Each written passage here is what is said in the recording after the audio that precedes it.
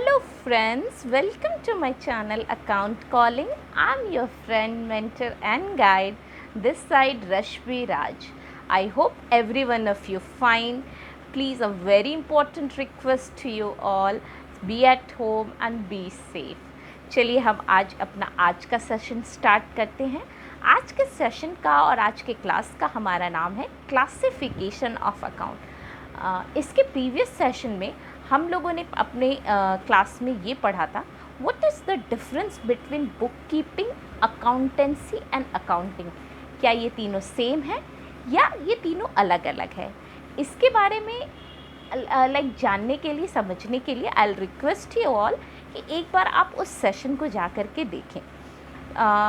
एक और रिक्वेस्ट मैं आप लोगों से करूँगी कि मेरे आने वाले जितने भी सेशंस और जितने भी क्लास है, ये बिगनर्स के लिए बहुत इम्पॉर्टेंट है। प्लीज़ इसमें से कोई भी एक क्लास मिस ना करें। और जब भी आप इस चैनल पे आते हैं, ये सारे जो वीडियोस अपलोडेड होंगे ये सब इंटरकनेक्टेड होंगे। तो whenever you are coming to this channel to watch any video, I request you कि प्लीज़ आप स्टार्टिंग से इसको देखें। जब आप एक बार कॉन्सेप्ट्स को जान लेते हैं, समझ लेते हैं, उसके बाद अगर आप किसी कॉन्सेप्ट को ब्रीफ करना चाहें तो आप किसी भी एक वीडियो को देख सकते हैं। लेकिन सीखने के लिए, जानने के लिए, समझने के लिए, हमें बेसिक्स को क्लियर करने के लिए ये जो सारे इंटरकनेक्टेड वीडियोस हैं उसको एक के बाद एक देखें तो हमारे लिए बहुत बेनिफिशियल होगा। प्रीवियस क्लास में मैंने आपको बोला था कि अकाउंटिंग करने के लिए सबसे मोस्ट इम्पॉर्टेंट पिलर बेसिकली क्या है, तो वो है जर्नल एंट्री। जर्नल एंट्री करने के लिए हम अपने अकाउंट्स को कुछ क्लासिफिकेशन देते हैं, ठीक है। इस क्लासिफिकेशन को करने का दो तरीका है, एक ट्रेडिशनल अप्रोच, दूसरा मॉडर्न अप्रोच। दोनों अप्रोच में बहुत ज़्यादा कोई डिफरेंस नहीं है। अगर आप ट्रेडिशनल अप्रोच भी सीखते हैं तो मॉडर्न अप्रोच बहुत ईजी है, ठीक है। दूसरी एक और इम्पॉर्टेंट चीज़ कि प्लीज़ एटलीस्ट आने वाला 2-3 क्लास तो आप बिल्कुल मिस ना करें, क्योंकि इन तीनों क्लासेस में ही मैं आपको जर्नल एंट्री का बेस कराऊंगी। उसके बाद हम नंबर ऑफ़ जर्नल एंट्री से डील करेंगे। तो चलिए हम आज का अपना इस सेशन को स्टार्ट करते हैं। Classification of account based on traditional approach. हम बेसिकली इसको तीन पार्ट में क्लासिफाई करेंगे। Number 1 is personal account. Number 2 is real account. And number 3 is nominal account.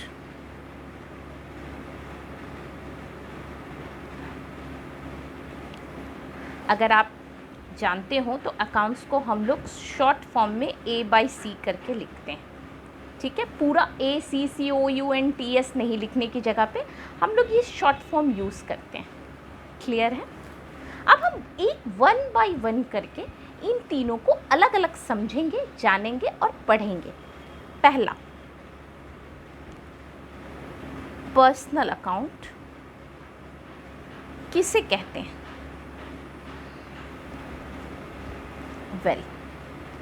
आप पर्सनल अकाउंट से क्या समझते हैं?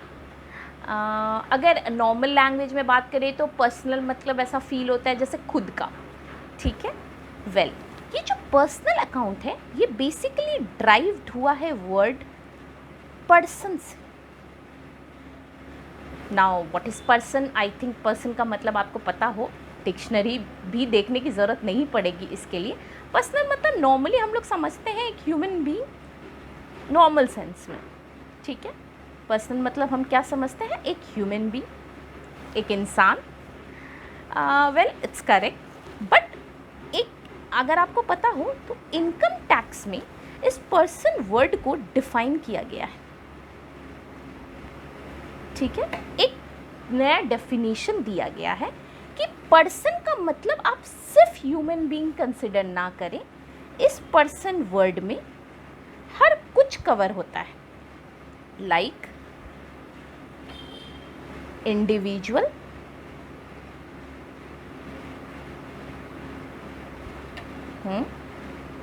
HUF पार्टनरशिप फर्म, मैं शॉर्टकट्स यूज़ कर रही हूँ but I am pronouncing it, company LLP, AOP. AOP is basically association of person, and BOI, that is body of individuals, and any other artificial body or organization.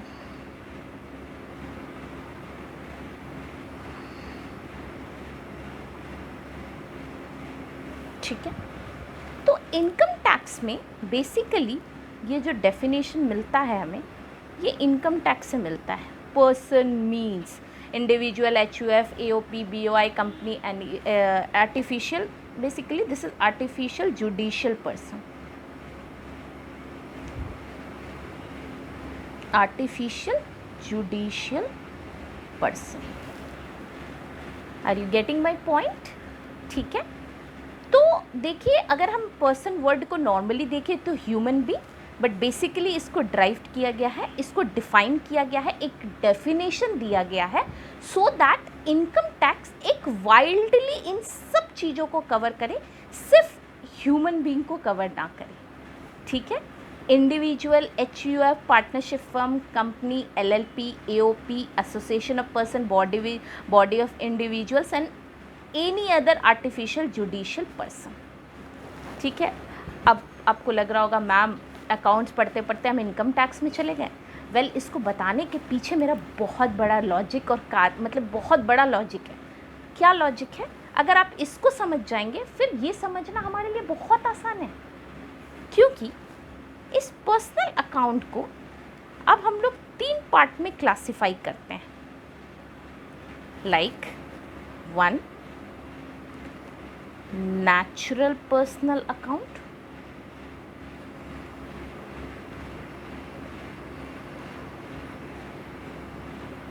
number 2, artificial personal account,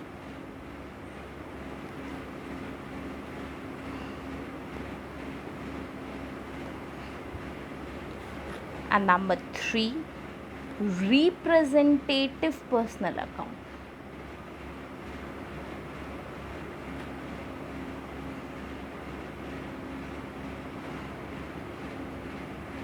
I hope मेरी hand writing readable होगी. ठीक है, as I said in my previous video, with limited resources I am making this video, so please try to understand the concept. Very soon we'll make you a very good quality a video and make you available to every one of you. Okay, so natural personal account, artificial personal account and representative personal account.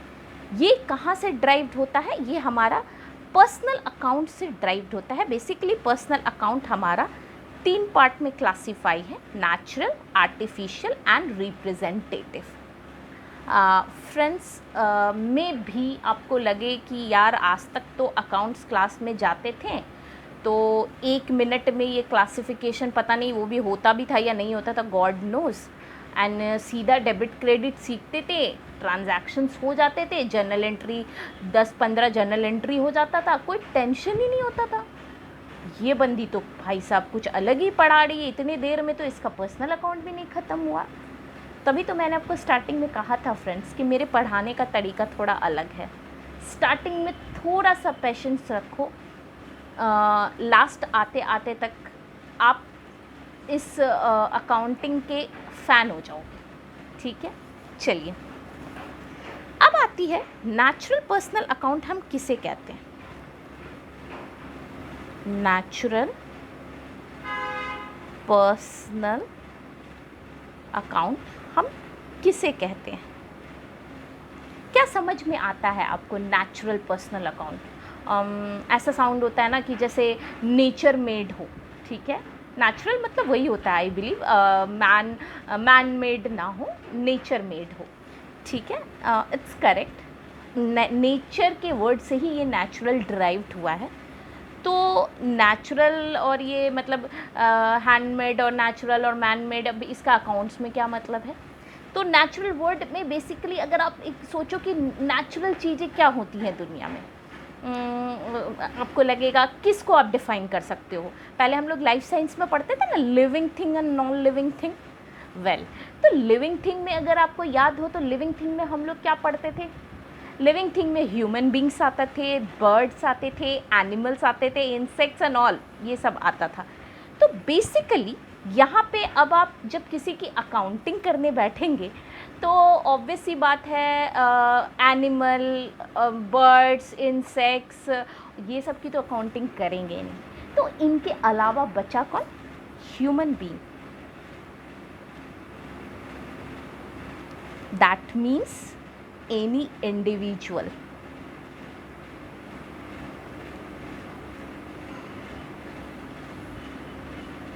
So natural person account का मतलब हो गया any individual। समझ में आया?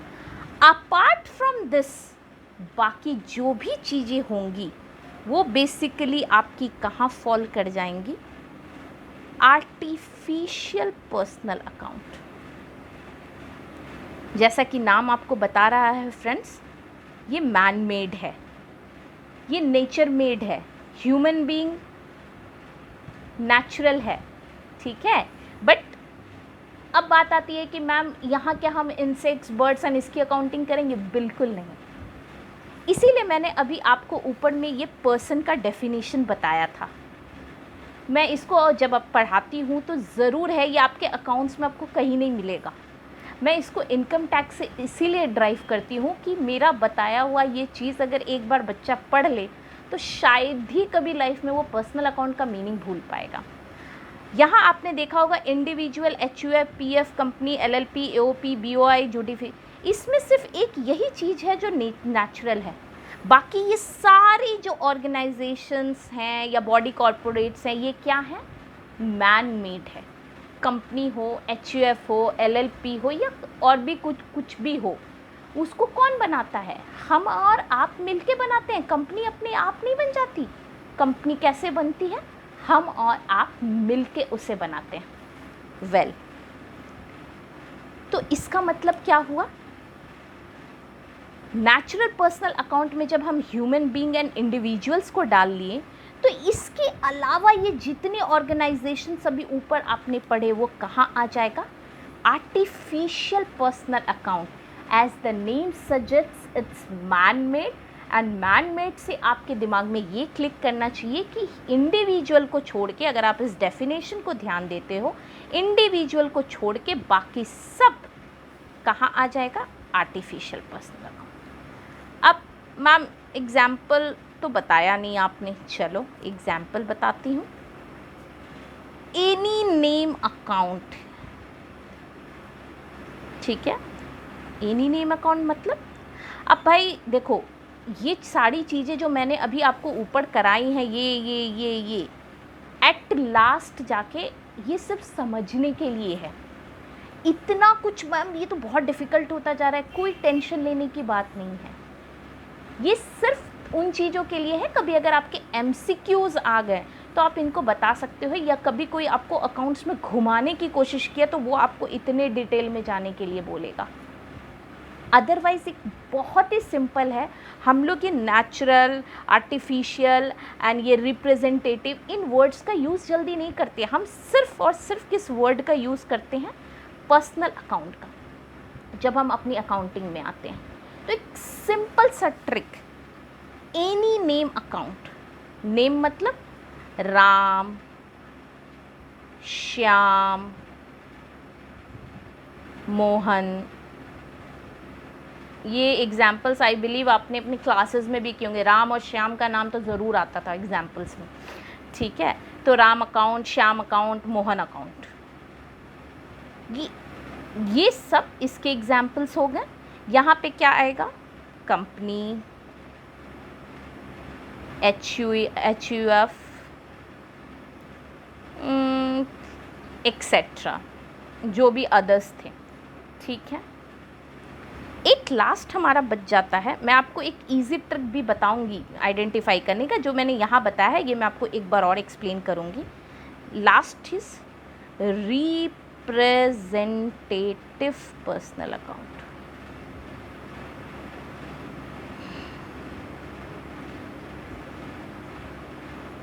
Well,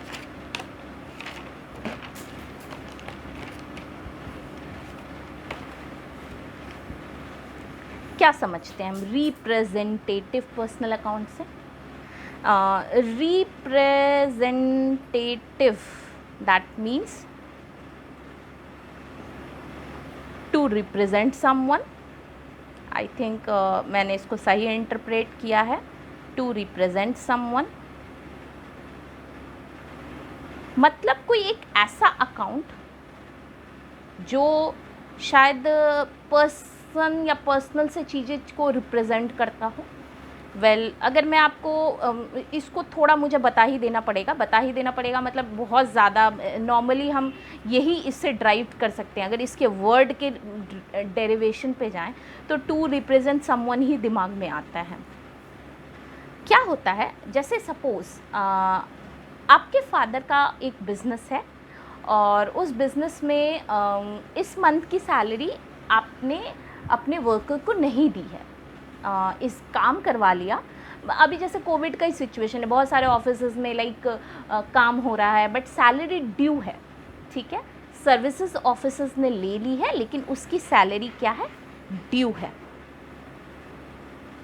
मतलब ये देनी है,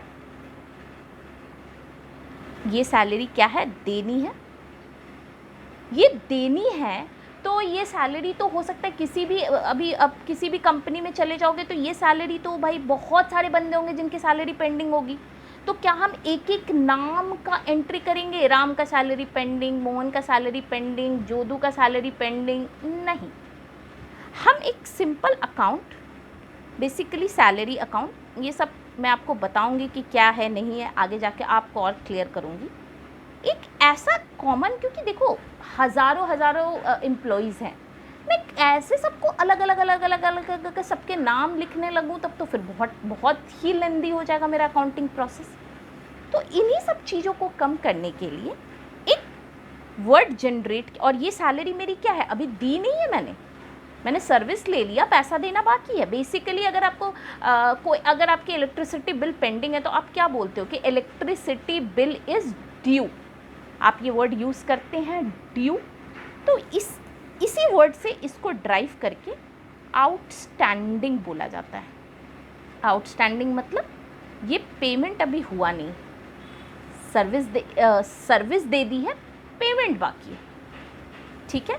तो बेसिकली क्या है, अब इतने सारे नामों के अकाउंट्स तो मैं नहीं खोल सकती, तो उस चीज़ों के एक इंडिविजुअल के एक नाम को रिप्रेजेंट करता हुआ हम लोग एक आउटस्टैंडिंग सैलरी अकाउंट खोलते हैं। इस आउटस्टैंडिंग सैलरी अकाउंट में मेरे जो थाउजेंड्स ऑफ एम्प्लॉयज़ हैं उसके सारों की सैलरी एक जगह कैलकुलेट करके और इस अकाउंट में जाके वो क्रिएट हो जाता है, ताकि हमें अलग अलग एंट्रीज ना करनी पड़े। बेसिकली क्या होता है, अगर आपने अकाउंट्स में सुना होगा, मंथ एंड में, ईयर एंड में हमें अपने अकाउंट्स को क्लोज़ करना पड़ता है। किसको क्लोज़ करना पड़ता है, क्यों करना पड़ता है, मैं वो आपको बाद में क्लियर करूँगी। तो जब अकाउंट्स क्लोज़ करना पड़ता है, तो सपोज़ ये मार्च वाली सैलरी बहुत लोगों को नहीं मिली है, ईयर एंडिंग होता है ना, आपने सुना भी होगा यार ईयर एंडिंग का प्रेशर है, मंथ एंड का प्रेशर है। तो ईयर एंडिंग में जब हम बुक्स क्लोज़ करते हैं, सपोज़ अगर अभी ये सैलरी मैंने कैश में दे दी होती तो सिंपल था बहुत, यहाँ पे सैलरी अकाउंट और कैश अकाउंट आ जाता। मैं एक सिंपल बता रही हूँ, अकाउंट्स तो मैं अभी आपको और आगे समझाऊंगी क्या सैलरी क्या कैश। लेकिन अभी दिया नहीं है हमने, तो दिया नहीं है तो इसको कैसे रिप्रेजेंट करेंगे अपने बुक्स में?